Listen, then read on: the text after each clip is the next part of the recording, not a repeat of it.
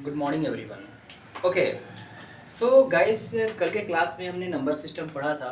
कल आप लोगों ने देखा था कि अगर आपने मेरा वीडियो देखा होगा तो उसमें देखा था कि नेचुरल नंबर क्या होता है, होल नंबर क्या होता है, प्राइम नंबर क्या होता है, को प्राइम नंबर क्या होता है, और हमने कल एक्सरसाइज भी कराया था और आप लोग का रिस्पॉन्स भी देखा था।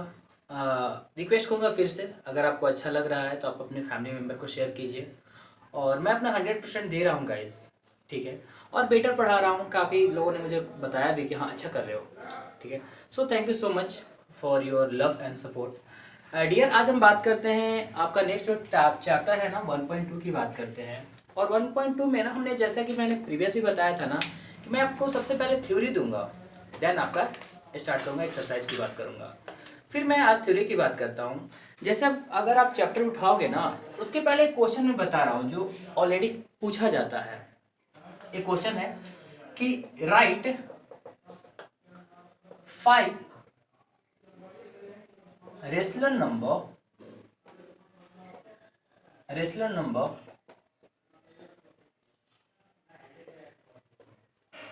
Equivalent of 3/7। देखो डियर, ये क्वेश्चन पूछा जाता है बेसिकली। आपने रेशनल का कंसेप्ट तो देखा, बट कोई पूछ देता है कि 3/7 के ना 3/7 के 5 रेशनल नंबर बताओ जो इक्विवेलेंट हो। ये क्वेश्चन पूछा जाता है बेसिकली। तो देखो, इक्विवेलेंट का मतलब होता है ना कि उसके जैसा हो। जैसे मान लो कि मैं हूँ, मेरे जैसा कोई और भी हो सकता है, आपके जैसा कोई और भी हो सकता है। तो इक्विवेलेंट का मतलब क्या होता है कि एक ही जैसा हो। 5 रेशनल नंबर तुम्हें लिखना है, तुमने बोला 3/7 है ना, इसका इक्विवेलेंट का मतलब होता है कि क्या इसे 30/70 लिख सकते हो। बात तो वही है ना। देखो ना, 3/7 मैं लिखा हूँ, यानी आप इसको ना 30/70 लिख सकते हो। ये भी तो इक्विवेलेंट हुआ इसका। क्या दोनों के वैल्यू सेम नहीं है? 3/7 30/70। दूसरा आप लिख सकते हो तुम, 3/7 है ना, इसमें 2 से मल्टीप्लाई कर दो दोनों तरफ, यानी 6/14। क्या 6/14 3/7 लिखा हुआ है ना, देखो ना, दो अगर इसे काटोगे ना तो 3/7 यही लिखा हुआ है। तो हम बोल सकते हैं ना डियर कि 6/14 जो है ना हमारा, ये 3/7 का इक्विवेलेंट है। पॉइंट समझ पा रहे हो? एक चीज़ देखो, अगर हमने 3/7 लिखा है, बहुत सारे लिख सकते हो। कल तो मैंने बोला ही था कि रेशनल नंबर बहुत सारे तुम लिख सकते हो। 3/7 हमने बोला है ना, तो आप इसको लिख लो। 4 से भी अगर तुम मल्टीप्लाई करते हो, मल्टीप्लाई कर देना, जिससे ऊपर मल्टीप्लाई करो उतना ही नहीं, नीचे मल्टीप्लाई करना।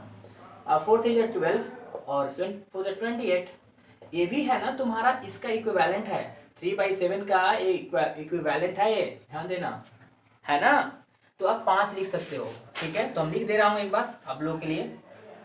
चलो, सॉल्यूशन में समझ में आया ना इक्विवेलेंट क्या होता है, एक जैसा। सॉल्यूशन देखो, 3/7 के बारे में लिख रहा हूँ पहला, 30/70। आप ऐसे भी लिख दो ना, 300/700। जितना जैसे लिखना चाहते हो तुम लिख सकते हो, कोई इसमें रोक टोक नहीं है। आप इसमें 2 से मल्टीप्लाई करो, यानी 6/14 कर लो। 6/14 कैसे हुआ फिर मैं बता रहा हूँ। 2 से मल्टीप्लाई किया हूँ, 6/14 ये भी है, इसको मैं फिर 3 से मल्टीप्लाई किया, ऐसे किया, यानी 3 3 9, 9/24। 1 2 3 4 5। एक क्वेश्चन बेसिकली आता है, मेरा पर्पस बताने का यही था कि अगर आप एनसीईआरटी पढ़ रहे हो, एनसीईआरटी में आपको नहीं दिया हुआ है, आर एस अग्रवाल में दिया हुआ है, तो क्यों ना हम इसको भी पढ़ लें। सेकेंड थिंग देखो, हो गया। मैं रिपीट कर रहा हूँ, मेरा जो यूट्यूब पे पढ़ाने का जो मकसद है ना, मैंने देखा है, ऑब्जर्वेशन भी लिया है कि काफ़ी बच्चों का ना, जो हमारे बच्चे बिहार बोर्ड के हैं, सीबीएसई वाले हैं ना, उनकी बेसिक कहीं ज़्यादा कमज़ोर है, वीक है। ऐसा नहीं होता कि उनको वीक है तो कुछ बच्चे को अच्छा स्ट्रांग भी है। तो मेरा मानना है ना कि हम सबको एवरेज लेके चलते हैं। जिनको आता है वो भी वेल एंड गुड, जिनको नहीं आता है वेल एंड गुड, उनको सिखाने की मेरा कोशिश यही है कि उनको सिखाया जाए, ठीक है ना। तो आज हम बात करते हैं 1.2 चैप्टर की बात करोगे ना, तो 1.2 चैप्टर में आपको जो थ्योरी मैं दे रहा हूँ, सबसे पहले रियल नंबर के बारे में बात करते हैं कि रियल नंबर क्या होता है, ठीक है। यही बात क्वेश्चन पूछेगा आपसे, ठीक है। रियल नंबर को बेसिकली ना आर के द्वारा डिनोट करते हो। चलो, रियल नंबर के बारे में बात करो। कल आपने पढ़ा था, रेशनल नंबर पढ़ा था, देखना इसको भी थोड़ा समझना पहले। एक पढ़ा था आपने इरेशनल नंबर। डियर, यही दोनों के कॉम्बिनेशन को ना, यही दोनों कॉम्बिनेशन को ही रियल नंबर बोलते हैं। रेशनल नंबर में क्या था आपका, 2/3 था, -2/3 था, p/q के फॉर्म में, -4/5 था। और इरेशनल नंबर में क्या था, √2 था, √3 था। कोई भी प्राइम नंबर जिसका स्क्वायर रूट नहीं निकलता हो, कोई भी प्राइम नंबर होगा उसका स्क्वायर रूट नहीं निकलता है, ठीक है, इसका नहीं निकलता ना डियर, आप तो खुद बताते हो। मैं कुछ बच्चों का ये भी कंसर्न है, मैं फिर रिपीट करूँ, ये बच्चों का कंसर्न है कि स्क्वायर रूट काफ़ी सारे बच्चों को निकालना नहीं आता है। तो मैं एक चीज़ सिखा दूंगा, आज ही मैं बता दूंगा, क्योंकि देखो पढ़ाना ज़्यादा बड़ी बात नहीं है, बच्चों को कितना समझ में आता है ना, ये बहुत ज़्यादा मैटर करता है। मैं तो एक्सरसाइज कंप्लीट करा दूंगा, बट मान लो बच्चों को ये चीज़, एक पॉइंट आया वहाँ, वो ये चीज़ नहीं समझ पाए, रट्टा तो नहीं मारोगे ना, मेरा कंसर्न रट्टा नहीं मारना अपने को। वहाँ एक पॉइंट समझोगे कि सर ने बताया था √2 का वैल्यू ऐसे निकलता है, तो आप निकाल सकते हो, ठीक है, स्लोली स्लोली चलेंगे। तो ये हमारा क्या था, इरेशनल नंबर था, और ये हमारा क्या था, रेशनल नंबर था। तो रेशनल नंबर और रेशनल नंबर के कॉम्बिनेशन को क्या बोलते हैं हम बोलते हैं रियल नंबर। समझ में आया? तो ये तुम मुझे बताओ कि क्या ये रियल नंबर जो है नंबर लाइन पे होता है क्या? बिल्कुल होता है। आप देखो ना, आप देखो 0, -1, -2, 1, 2, 3, 4, ठीक है। हमने बोला था अभी √2 की बात किया था। अच्छा, √2 की जो वैल्यू होता है ना 1.414 होता है। अब तुम बताओ गाइस, √2 ना कहीं 1.4 का मतलब होता है 5 होता है, ठीक है ना, ये 1.5 होता है, तो कहीं ना कहीं यहाँ और यहाँ के बीच में हमारा लाई करता है। कंसेप्ट समझ रहे हो ना? और हमने बोला ये भी तो इस पे लाई कर रहा है ना, और हमने बोला -2/3, ये हमारा क्या था, रेशनल नंबर था। तो ये भी तो लाई कर रहा है, ये कहाँ लाई कर रहा है, ये चीज़ समझना। ये लाई कहाँ कर रहा है, -2/3 का मतलब क्या होता है, इसका मतलब होता है, देखो डिवाइड कर देता हूँ एक बार, डेसिमल यानी 0.6, यानी निगेटिव में वैल्यू है डियर, -0.6, ये यहाँ लाई कर रहा है। इसका मतलब क्या हुआ, ये 5 हुआ तुम्हारा निगेटिव में, और ये 0.6 यानी यहाँ तुम्हारा लाई किया क्या, -2/3। ये देखना जी, बहुत सारे लोग कंसर्न पूछ दिया जाता है किसी बच्चे से कि अच्छा एक बात बताओ, तुमने अगर रियल नंबर पढ़ा ही है तो तुम मुझे बताओ ना कि 5/3 ना एक कहाँ लाई करता है, कहाँ शो करता है नंबर लाइन पे, ये पूछ दिया जाता है बेसिकली बच्चों के साथ। फिर मैं इसको रिकैप करूंगा। तो देख रहे हो ना, ये चीज यहाँ, ये जो पॉइंट हमने बोला क्या यहाँ लाइक किया, और ये जो पॉइंट बोला मैंने यहाँ लाइक किया ना, इसके पढ़ने हैं आपको कि √2 को नंबर लाइन पे शो करो, √3 को शो करो, √5 को शो करो, तो आपके आगे वाले चैप्टर में पढ़ने हैं, तो मैं बताऊंगा, इसी तो मैं बेसिक बता रहा हूँ ना, ठीक है। तो इसी को तो क्या बोलते हो, इसी को तो रियल नंबर बोल रहे हो, तो रियल नंबर हमारा नंबर लाइन पे लाइक होता है, ध्यान रहे। अब हम बोलते हैं, एक क्वेश्चन था कि दिखाओ कि 5/3 जो है ना नंबर लाइन पे तुम्हारा शो कर रहा है। ये चीज देखो जी, ये हमारा 0 था, 1 था, 2 था, 3 था, मान लो ये -1 है, -2 है। अब देखो 5/3 का मतलब क्या होता है, 5/3 का मतलब ऐसे करो, 3 1 जो 1 2 डेसिमल, 3 6 जा 18, यानी 1.6 कहाँ होता है डियर, देखो ये 1 है, 1.6 1 और 2 के बीच में होगा, बट ये तो हमारा 1.5 होता है, समझना, बीच वाले को 5 बोलते हैं, ठीक है, क्योंकि यहाँ 1 2 3 4 ये 5 होता है, 6 7 8 9 10 हो गया, ये 10 हो गए, तो 1.6 1.5 के बाद 1.6 आता है, क्या तुम्हारा यही लाई करता है ना, क्या तुम्हारा 5/3 यही लाई कर रहा है ना गाइज, मेरा पॉइंट समझ पा रहे हो, ठीक है। तो आई होप आपको समझ में आ गया होगा, ठीक है, ठीक है, इसे रेज करता हूं, ओके। देखो मैं आपको ना आगे वाले चैप्टर में पढ़ना है, √5 को शो करो नंबर लाइन पे, उसके बारे में पहले बताता हूँ पाइथागोरस थ्योरम। पाइथागोरस थ्योरम क्या होता है, हिंदी में लिख रहा हूँ थ्योरम। देखो जी, हमें ना थोड़ा सा दिक्कत होता है हिंदी लिखने में, मैं इंग्लिश भी लिख देता हूँ, पाइथागोरस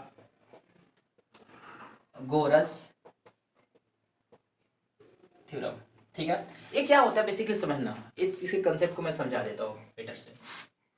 देखो ये ट्रायंगल हमने बनाया, समझना, ये ट्रायंगल का नाम हमने दिया है ABC। आज के बाद ट्रस्ट में पाइथागोरस कभी भी बोलोगे नहीं, बस देख लेना। देखो पाइथागोरस का रिलेशन होता है ना कि जो एंगल बनता है वो 90 डिग्री का बनना चाहिए। अगर कोई भी ट्रायंगल हो, कोई भी ट्रायंगल हो, ये चीज समझना, अगर हमारा ट्रायंगल राइट एंगल ट्रायंगल हो, राइट एंगल का मतलब क्या होता है 90 डिग्री, कोई ट्रायंगल 90 डिग्री का हो उसे राइट एंगल बोलते हैं। अगर कोई ट्रायंगल हमारा 90 डिग्री का हो तो पाइथागोरस थ्योरम को सेटिस्फाइड करेगा। इसका मतलब समझो, इसका मतलब होता है कि ये हमारा ये 90 डिग्री हुआ ए बी सी। तो इसका मतलब अगर ये 90 हुआ तो मे बी ये हमारा एंगल 30 हो सकता है, ये मेरा एंगल 60 हो सकता है, कुछ भी हो सकता है, ऐसा कोई बाउंडेशन नहीं है, कुछ भी हो सकता है। मैंने मे भी बोला, ये 90 हुआ 180 हुआ। अब देखो गाइस, ये 90 डिग्री हुआ ना, तो 90 डिग्री पे जो खड़ा होता है ना, जैसे मैं यहाँ खड़ा हूँ ना, तो आई एम द परपेंडिकुलर, जिसे हम लंब बोलते हैं। तो ये लंब तुम समझ पा रहे हो ना, ये लंब होता है। और जिस पे खड़ा होता है ना, इसे आधार बोलते हैं, समझना। हम क्या है, तुम जहाँ बैठे हो, अगर तुम अपने घर पे बैठे हो, टेबल पे बैठे हो, चौकी पे बैठे हो, तो चौकी तुम्हारा क्या हुआ, बेस हुआ। अगर तुम खड़े हो तो तुम क्या हो, लंब हो, परपेंडिकुलर हो। इसे इंग्लिश में बोलते हैं परपेंडिकुलर, इसे बेस। और एक होता है हाइपोटेनस, HYPETE, इसे बोलते हैं कर्ण। अच्छा एक चीज बताओ, काफी सारे बच्चों का कंसर्न, सर आप कैसे जस्टिफाई करो, खुद तुम ही बताओ ना। तुम अगर खड़े हो तो क्या उसे लंब नहीं बोलोगे, जिस पे खड़े हो उसे बेसी बोलोगे ना। तो दो चीज तो हो गए, तो थर्ड तो हमारा कर्ण ही बचेगा ना। समझना, पॉइंट की बात करते हैं। अब इस पाइथागोरस थ्योरम में क्या होता है बेसिकली, ठीक है ना, इसे अब लंब हमने बोल दिया, लंब। अब देखो क्या क्या होता है बेसिकली, ये जो साइड होता है ना, हम कर्ण की बात करें, साइड जो होता है ना डियर, ये जो AC होता है ना, ये सम होता है AB और BC का। ये सम किसका होता है, AB और BC का। यानी इसका मतलब होता है कि किसी भी कंडीशन में अगर हमारा ट्रायंगल राइट एंगल ट्रायंगल हो तो पाइथागोरस होगा ही होगा। तो वो ट्रायंगल क्या होगा ना, वो ट्रायंगल क्या होगा, का जो कर्ण होगा ना, सबसे बड़ा साइड होगा। यानी हम कभी भी अगर ऐसा कोई देता है आपको एग्जांपल में कि ये 5 है, कोई एग्जांपल में अगर ऐसा देता है कि राइट एंगल है 5 है, 4 है, 3 है, तो सिंपल से उसे गलत काटो, ठीक है ना, उसे गलत काटो। क्यों, क्योंकि राइट एंगल ट्रायंगल में कर्ण जो होता है ना सबसे बड़ा होता है, ठीक है। अच्छा ये चीज समझ में आया, कोई भी देना गलत काटना। आगे देखो, पॉइंट की बात करो, जो हमारा ए बी होता है, AC जो होता है, ये दोनों का सम होता है। यानी अगर हम इसको स्क्वायर कर देते हैं डियर, मैं इसको स्क्वायर कर रहा हूँ, तो हम इसको लिख दूंगा AB का स्क्वायर प्लस 20, इसको भी तो स्क्वायर करेंगे। एक चीज समझना, मैथमेटिक्स में ना एक रूल होता है, ठीक है। ऐसा नहीं होता कि तुम कहीं किसी से कुछ मल्टीप्लाई करो, किसी से कुछ मल्टीप्लाई करो, ऐसा कुछ नहीं चलता। उसका एक प्रोसीजर होता है, फॉलो करना पड़ता है, ठीक है ना। तो देखो हमने स्क्वायर किया इसको, तो इसको भी स्क्वायर किया। और तुम्हें पता होना चाहिए कि स्क्वायर हटाओगे ना तो रूट चढ़ता है, रूट क्या होता है, चढ़ता है। क्या हमने बोला, यानी ये स्क्वायर हटाया, देखना ध्यान देना, यही तुम्हारा पाइथागोरस थ्योरम है, यही है पाइथागोरस थ्योरम, लिख लो, पाइथागोरस यही है। देखो समझो, स्क्वायर हटाने पर रूट चढ़ता है, इसका मतलब क्या मैंने बताया, हमने बोला एक्स स्क्वायर इक्वल टू 4 लिखते हो, ठीक है। अगर x हटाओगे, रूट हटाओगे, ये रूट जो है 2 हटाओगे, स्क्वायर हटाओगे, तो यहाँ रूट चढ़ता नहीं है जी, चढ़ता है ना, ठीक है। और ऐसा देखो, अगर रूट चढ़ता है तो 4 का मतलब क्या होता है, 4 को 2 इंटू 2 लिखते हो और पेयर में से एक निकालते हो, तो यानी x का वैल्यू 2 नहीं हुआ। और यहाँ भी देखो, ये काफ़ी सारे बच्चों का कंसर्न होता है, स्क्वायर रूट का भी कंसर्न होता है, ये मैं बताऊँगा, ठीक है। तो समझ में आया आप लोगों को, ये पाइथागोरस थ्योरम। यानी AC का स्क्वायर करोगे ना, AC का वैल्यू जो होता है ना, अंडर रूट AB का स्क्वायर करना, BC का स्क्वायर करना, ठीक है ना।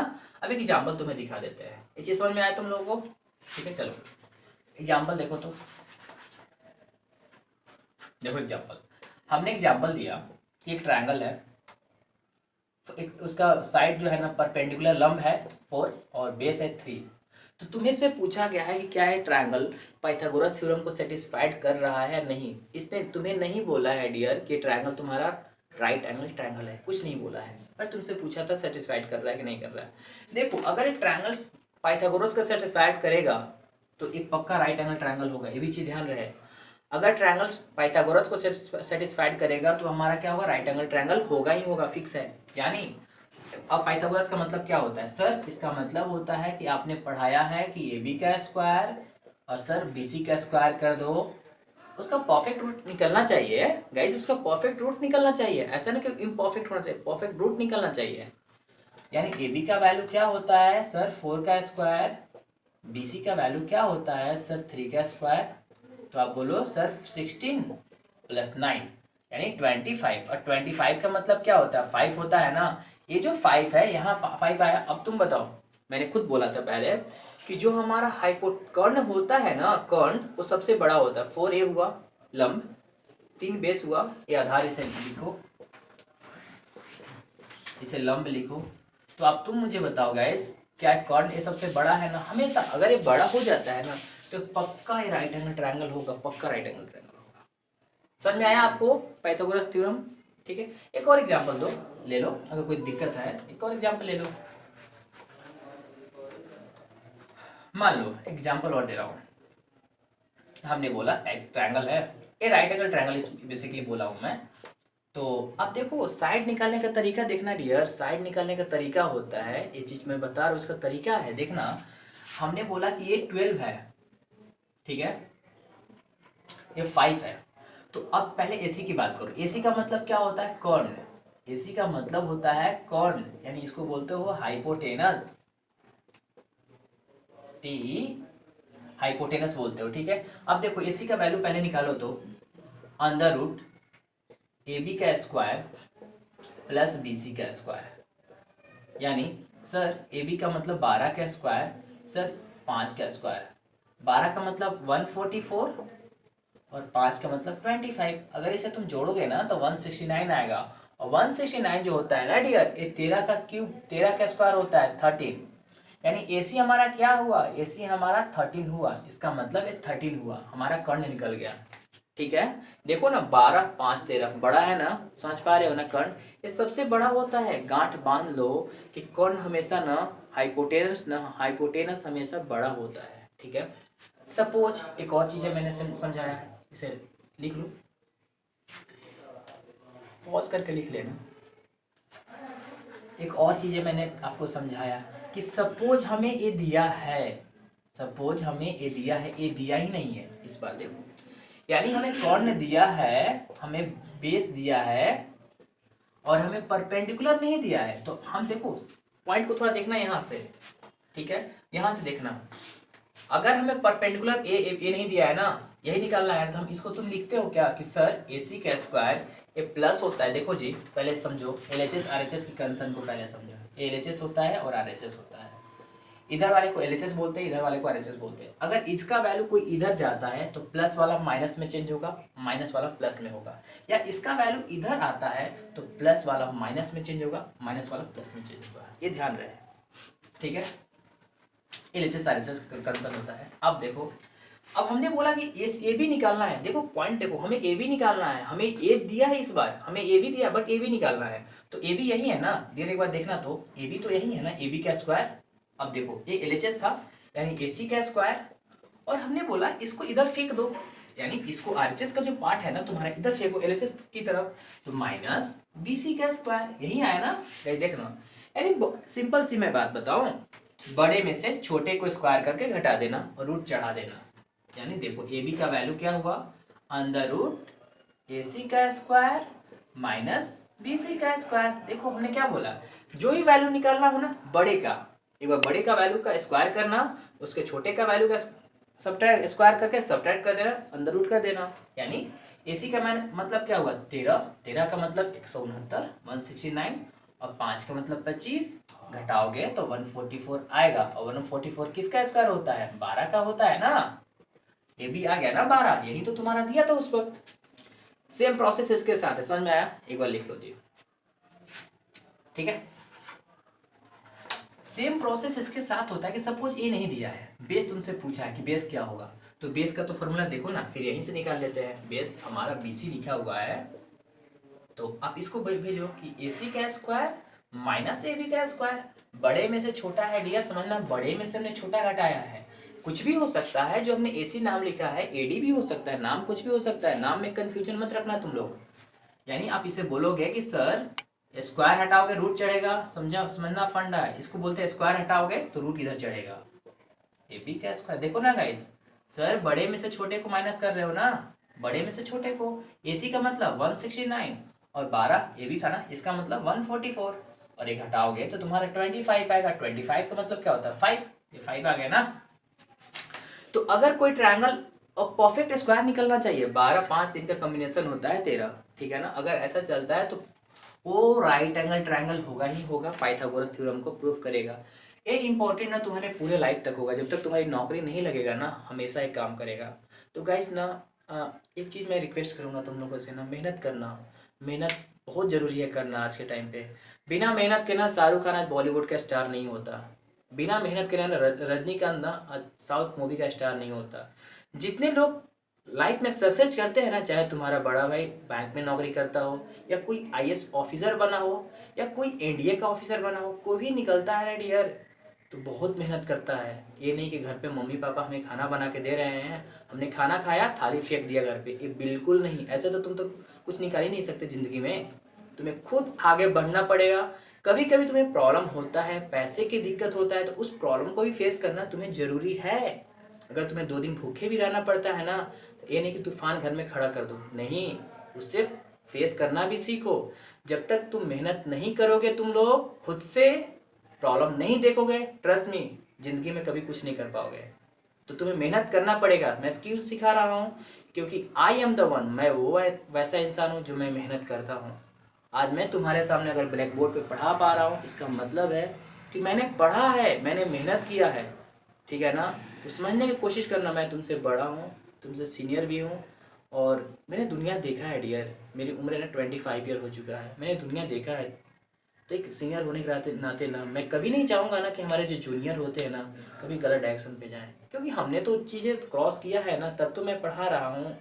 पढ़ाना एक लाइफ के लास्ट स्टेज होता है, नहीं तो कोई स्टेज ही नहीं होता। हमें भी शौक था आईएएस की तैयारी करते, बट कुछ होता है लाइफ में कि हाँ नहीं कर पाते। तैयारी था एयरफोर्स नेवी निकाल लेते, नहीं निकाल पाया। ठीक है?